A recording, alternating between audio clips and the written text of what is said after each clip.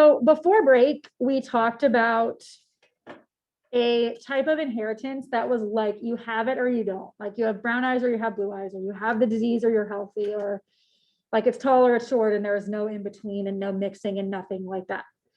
But now we're going to be focusing more on traits that are mixing and blending and like different situations going on, because that's more like what real life actually is. Like we're not just this or that, we're like a whole mixture of things. So there's two ways that that can happen, and they're called codominance and incomplete dominance. And they're kind of similar, but there's some key differences that we're going to talk about. So we're going to start with codominance. What codominance means is that two traits are dominant together. Just like if you have coworkers, you're working together with them. So what we're going to say here is I'll say alleles. Two alleles are both dominant. Okay. So because they're both dominant, what type of letters do you think we're going to use? Capital. Good. So this is going to only use capital letters. And you're going to use a different letter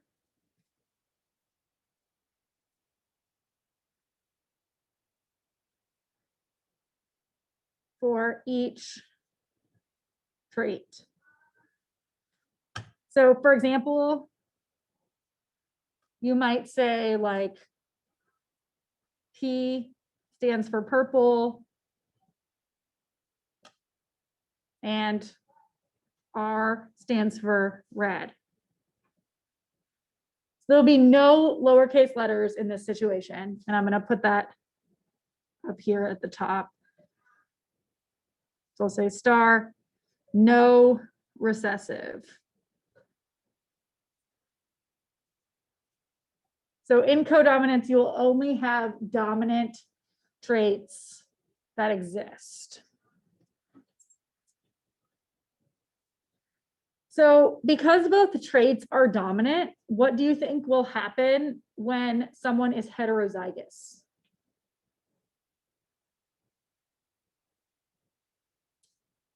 Will one overpower the other? No. Right, exactly right. One will not overpower the other. They're both going to show up equally because one is not stronger. So what will happen here is I'm going to say heterozygous individuals will show both traits. And there are some real life examples of this. The most famous real life example is called roan cows. Have you guys heard of them?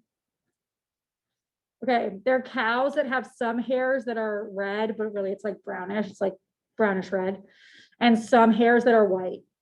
So they have this like sort of speckly look to them because they have some hairs that are one color and some hairs that are the other color. They don't have pink hairs. They have some red and some white, and that's it. Okay. It also happens in dogs, like border collies are an example of this. And your blood type is also an example of this, which we'll talk about that on Friday. So I'm going to say examples are roan cows. And cows are the only things that you would describe as roan. And I don't know why, but you do. Blood type. Anything with like speckled colors, like calico cats too, the fur color of them. I like to think about codominance as being like a fruit salad, because you've chopped up the fruits and they're all in the salad and you can still see the individual fruits. So they're not like blended together. They're just in the bowl and you can see them all. So I'm going to put up here that this is the fruit salad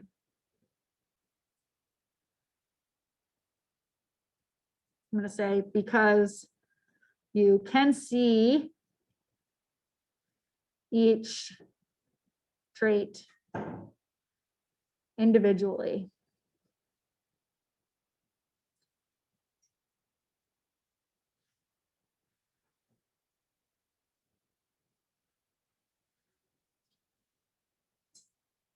Okay. So now we're going to do a practice problem of codominance. We're going to do it with cows. So our problem, if you scroll down, says 2 roan cows mate. Is it possible for them to have a red-haired calf? So I'm going to take us through all the steps of this problem just because it's been a while since we did any problems. So we're going to start at the very beginning. The first thing you always need to do is you need to decide or find or choose or whatever the alleles that you're going to use. So you can use any letters that make you happy. When I do these problems, I always just choose the first letter of whatever it is. So I'm going to choose R and W. So R is red and W is white. Both are capitalized. Why did I not make one letter stand for roan? Because roan is a combination of red and white. Yes, beautiful, Naya. Because to be roan, you have to have some red and you have to have some white. So one letter by itself can't stand for roan because that's not what it is. It's both. Okay. So then if we look at our possible genotypes, remember how many letters are in a genotype? 2. Yeah. So we have RR, RW, and WW. Those are your choices. A cow that is RR, what color will be? Red. The RW cow we just said will be roan, and a WW cow will be white. So you have 3 choices.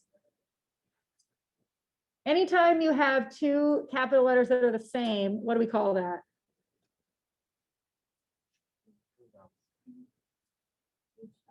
Yeah, homozygous dominant. Yeah.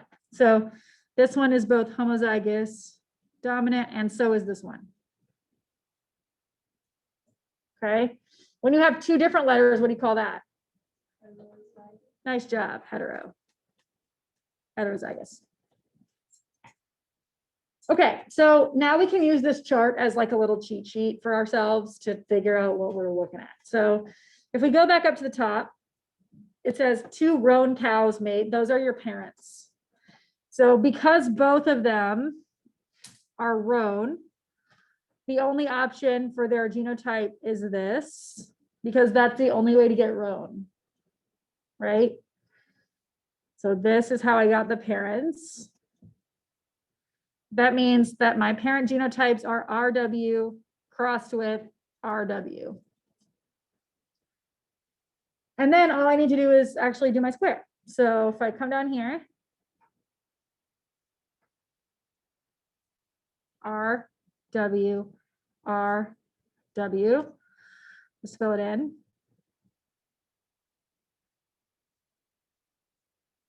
Now, one helpful hint with this is always write your letters in the same order, whatever it is you decide. So I decided that I was going to write RW instead of writing WR. It doesn't matter. Either way, it means the same. But if you start writing it in different ways, you're going to end up confusing yourself and like interpreting your answer wrong, even though you did it right.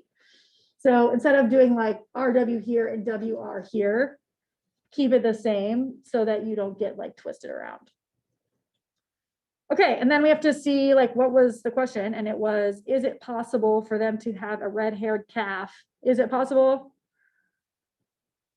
Yes, because this one is red, solid red. So the answer to this question is literally just yes. It didn't ask for a percent, it didn't ask for a fraction, it didn't ask for a number. So I have to say yes. If you wanted to be more specific, you could say 25%, but you don't have to. So 2 speckled cows can make a solid cow, which is true in real life. It's kind of cool. All right, feel good about that? Cool. Okay, we're gonna add one more type today, and it's called incomplete dominance. So just come on down to here. All right. In incomplete dominance, it's exactly kind of what it sounds like. The traits are dominant, but not all the way. Incompletely dominant. So I'm going to say 2 alleles are not completely dominant over one another. So they're not going to be all the way masked by each other. And they're not going to be all the way powerful over each other, which means what will happen is a blending effect where you'll have like some of it's expressed, but not all of it. And same thing for the other one. So it's like taking 2 paint colors and mixing them together. When you do this one, you use, I'm going to talk about the letters. Use 1 capital letter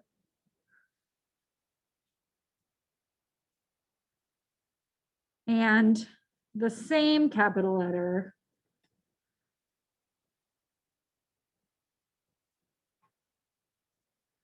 with an apostrophe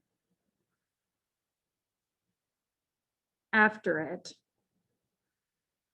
And we call that prime when you say it. So what that looks like is, let's say A and A prime. So they're both capital because they're both dominant, kind of. And then you just use that little apostrophe prime as a way to tell them apart. It doesn't matter at all which letter you pick. You could pick A's every single time if you wanted to. I usually pick the letter that like represents one of the traits. And then for this one, when an individual is heterozygous,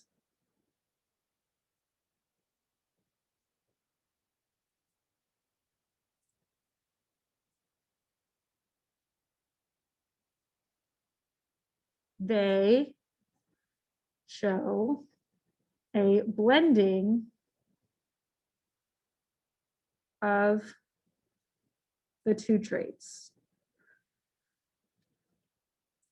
So examples of this would be like if you walked into a field and you saw white flowers, red flowers, and pink flowers. Which ones are heterozygous? Pink, because they're a blend. So red, let's say white first. Red, pink. Same thing with curly, straight, and wavy hair. Same thing if you saw a bunch of plants and they were tall, medium, and short. Or like the horse's tails today, if they had been like long, medium, and short, that would be incomplete dominance because the traits are blending somewhere in the middle to create a new trait. So this one, instead of thinking of it as a fruit salad, I think of it as a fruit smoothie because the bananas and the strawberries and all the things are getting blended up together. So you can no longer see the individual fruits. You see a new thing that is a blended up version of them. So up here at the top, I'm going to say that this is the fruit smoothie because traits blend up into something that looks different from the original. You can remember this because a smoothie will incompletely satisfy your hunger. Ha ha ha ha. It's incomplete dominance.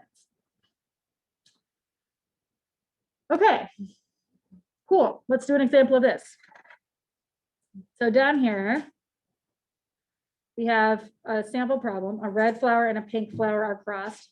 What percent of the offspring are red?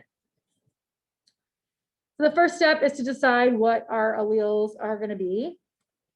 Anyone want to decide?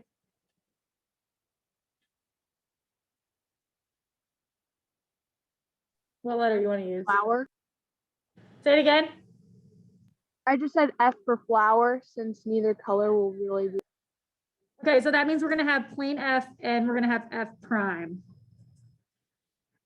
So plain F is going to stand for what color? Red, good. And that means F prime can stand for not pink. Why not pink? Because pink has to be the mix. I was hoping that someone would say that. So pink has to be both of them mixed together. So that means the other choice has to be what? White, right? Because to get pink, even though the problem didn't say anything about white, right? But you know that this is incomplete dominance problem because I told you that.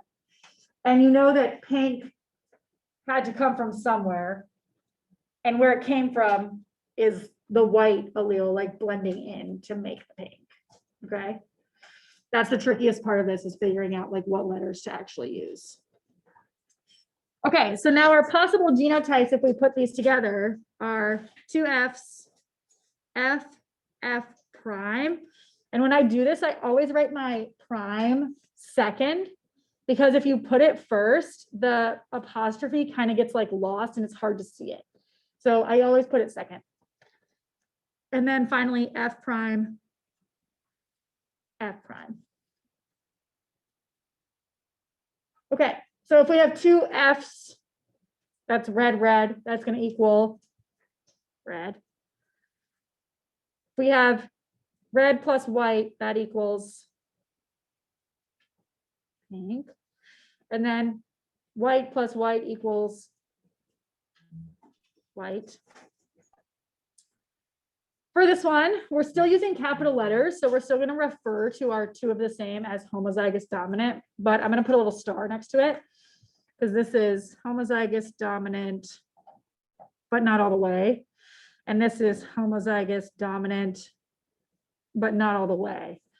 So like this star means not entirely.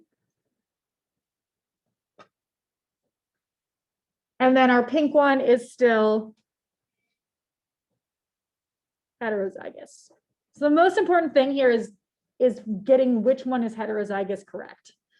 Because if you don't get that, your whole square is going to be messed up. But if you get the heterozygous one as the blend, then you're going to get it right. All right, so now we go back and look at our parents. We had a red flower, which is here, and a pink flower, which is here. And we're going to do our square. So we have two big Fs and one big F and one F prime. So when we do our square, F, F, F, F prime, two Fs, F, F prime, F, F, F, F prime. And then just to show you, like, this is why I put my primes where I put them, because let's say that I put them here. See how hard it is now to see that there's primes there? And if you're going fast, if you're like doing a quiz or something, you're going to be like, oh, they're all plain Fs, all red, but they're not. So that's why I always put mine after the second F. It's right either way, but just to keep it easy. And then the question asks, what percent of the offspring are red? These are red. So red, red, what percent is that? Good job. Answer is 50% red. And then you're done. One thing I want to say here is that when you do these practice problems, it literally doesn't matter if you had switched red and white here. Like you could have had that F was white and F prime was red, and you would still get to the right answer. You just have to make sure that the one that's blended is the mix, but otherwise it doesn't matter. Yes. What do you mean by not entirely? Like they're dominant, but they're just not all the way overpowering the other. And that's why you get the blending situation. That's like what incomplete dominance is. And that's the only time that that happens. So that's why it's like, you can't say that it's all the way homozygous dominant because it's not totally overpowering the other. So it's only when they're both capitalized? Only when they're both capitalized with primes. Yeah. Okay, last thing I want to do today for notes, guys, is make you like a little cheat sheet so you can tell the types apart easily when you do the practice problems, because the practice problems today are not going to tell you which type it is. You're going to have to figure it out. So I'm going to add a new page for this so it's easy for you to find. So you should too. And I'm going to put lines on it. Okay. And I'm just going to call this genetics cheat sheet.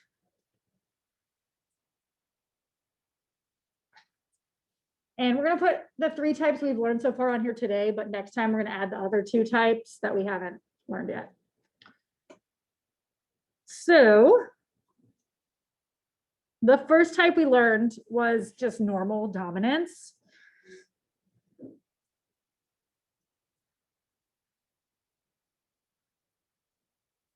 And that is also sometimes called Mendelian inheritance, which is named after Gregor Mendel, the monk who like discovered that stuff. The only thing that Gregor Mendel actually knew about was this like just dominant and recessive regular situation. So that's why it's called that. Then we also have, that we learned today, codominance.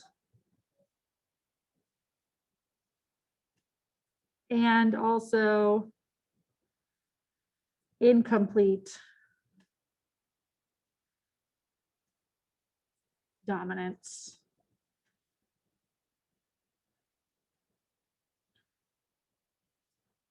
Okay.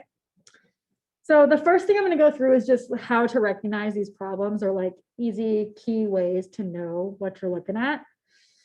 So the first one for normal dominance, how you will be able to recognize that is that there will be something that's recessive. So this has 1 dominant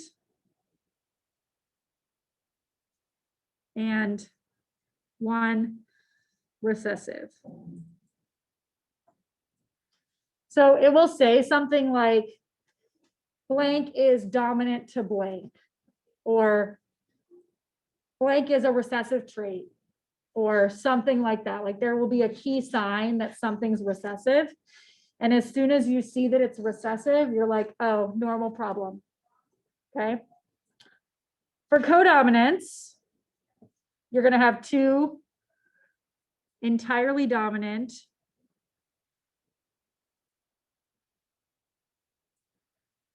traits.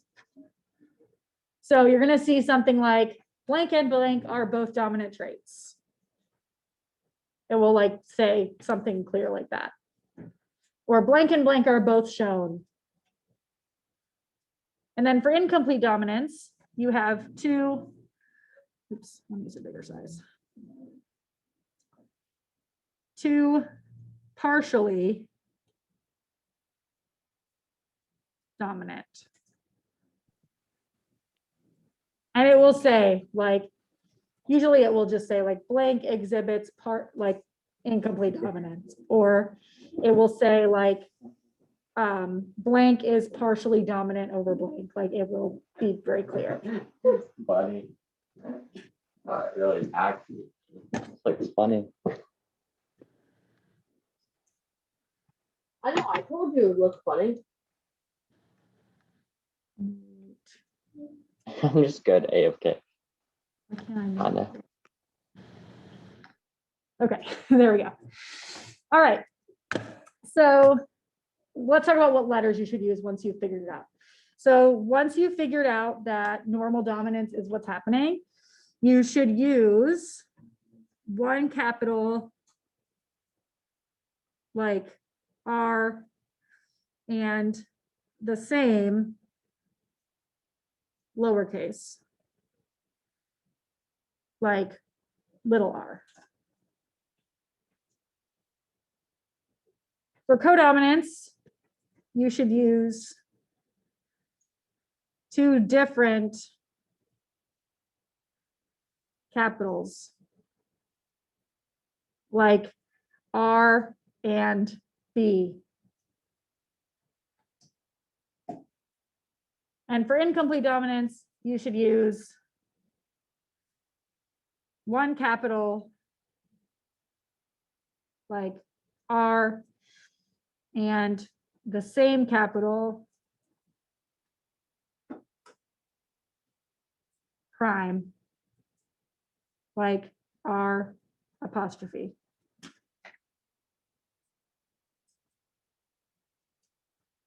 Okay. Okay, now let's talk about like what you'll see in the problem or in the answers. So what you'll see for normal dominance is how many different phenotypes or physical appearances will you see? How many choices? 2, because you'll either be dominant or you'll be recessive, and that's it. So this one will have 2 different phenotypes. And if you're heterozygous,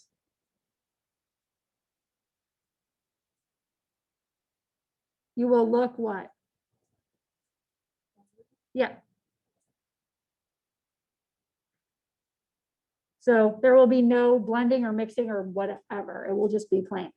So let's say, for an example, that red is dominant. Then if we have a fish that's heterozygous, it will just be red. Okay.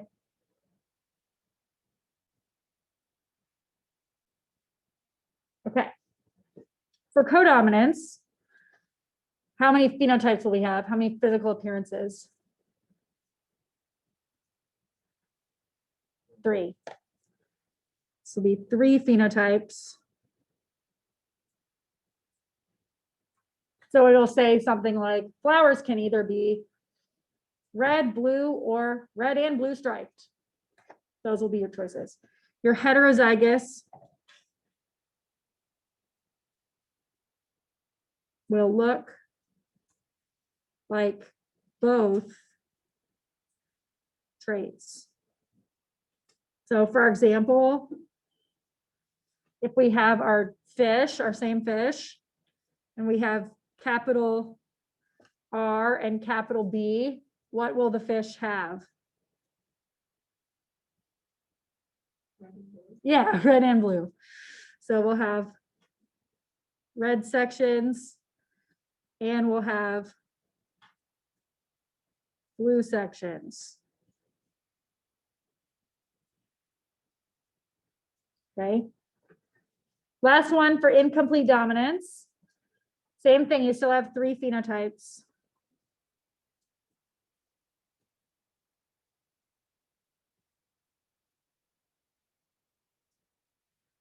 But this time, the third one will be totally different than the other 2. It will be a blend. So this heterozygous looks blended. Okay, so for our fish, we were talking about red and blue, and now they're incompletely dominant. What color will the fish be?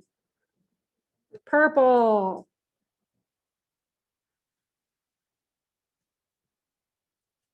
Okay, so this is still, this was red and blue, codominant. This was red and blue,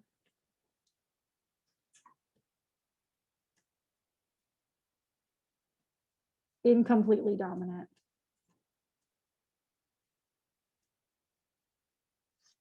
Make sense? Sweet. Okay, so guys, in your Unit 7, there's one more new page for today. It's practice. There's 10 practice problems. You have the rest of time to work on this. If you want to work with someone else and you're here, you're welcome to like move around and work with them, but everyone needs to do it in their notebook. Zoom, if you want to work with someone else, you're also welcome to if you want to stay or if you want to go and work with someone else. This is due by our next class time. So if you don't finish in class, please finish for homework. If you have questions, let me know. If you're on Zoom, you can like send me a reminder or whatever. And if you're here, obviously just ask me. But all right, you're good to go, Zoom. Thanks.